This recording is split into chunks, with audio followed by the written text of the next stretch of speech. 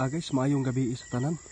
Naata karon diri guys sa ato ang kaibigang mga diwindi. Gipaan nita karong gabi una tungod kay naa silay bagong nakita. Galing po sa karian nila guys.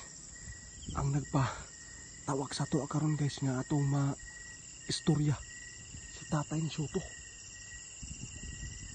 Unsa ka ni guys nga iyang ipaabot sa tuwa. Dapat ato ang mapaminawan ug ato ang mapangandaman kung unsa man ni. Tay, mayong gabi tay.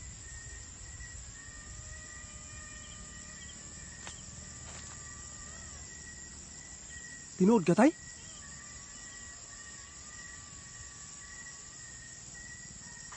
Grabe na po ni tay.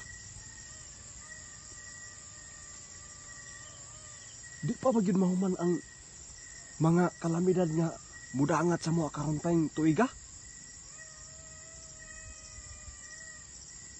Guys, pasensya gud guys ha.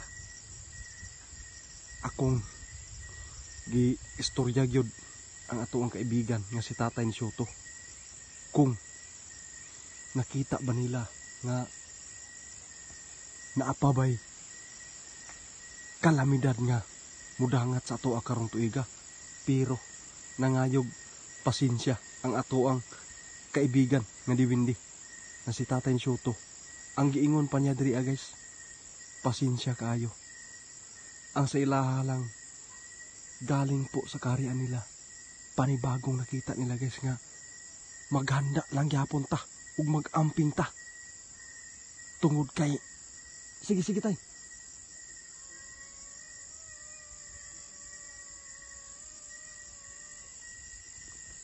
Karon lang yung gabi una tay, mao nga gipaani ko nimo karon. Grabe guys, bag-o lang yun ni nakita nila. Mao nga emergency yun ang pag-anhin na to diri Tapos didto ayud gikan sa ilang kaharian guys nga nay nakita nila karon diri nga naay mo abutay na pud nga bagyo.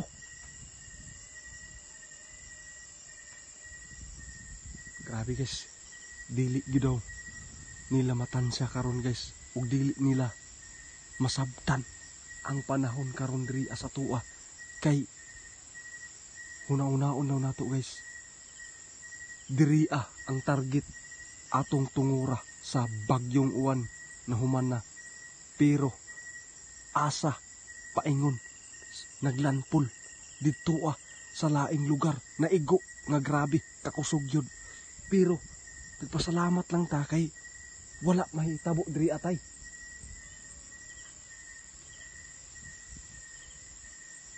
Tinuod yun itong gipaabot ni Linyo tay nga mapasalamaton mi kay wala gyud nahitabo ang target diri sa bagyong uwan nga super typhoon. Tinuod yun guys nga morning nakaingon sila guys nga kaning mga kalamidad karon dili nila masabtan kung asa yun ang target ni ini, pero ang ato alang pasalamatan yun sa Ginoo na naluwas na diri nga wa yun nahitabo ang pagka super typhoon nga bagyong uwan. Pero tay, kan sa nakita yun yung nga bag-o karon nga mag-amping mi diri kay naay mo abotay na pud nga bagyo.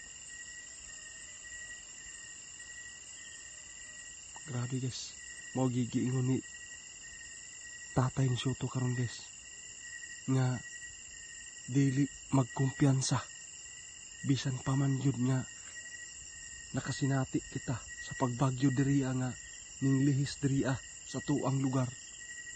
Pero karon sa nakita yun niya gikan yun sa karian nila nga naayoy moabot na pud nga bagyo. Grabe naman itay.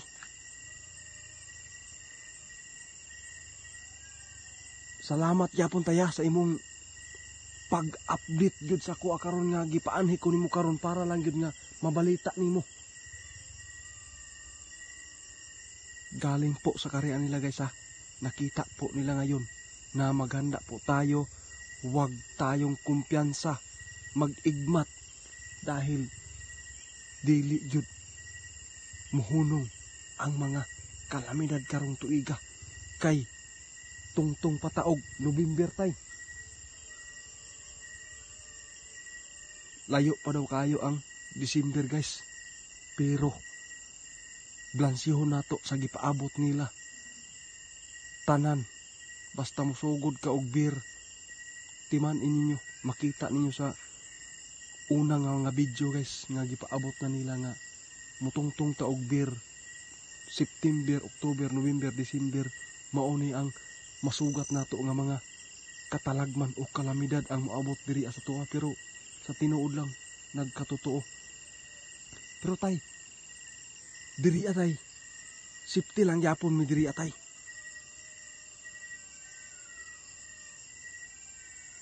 Bisan pa man nakita yun ni kaibigan na si Tatay ni Shoto guys, nga diri ang dapita, safety man yapon, pero ang pinaka-importante daw, dili ta magkumpiyansa. Tinuod yun. Salamat kayo tayo sa imong pag-update sa mo karon ha, para po na maibalita na mo sa laing lugar. Guys, sana po ay makita po ninyo ito na video.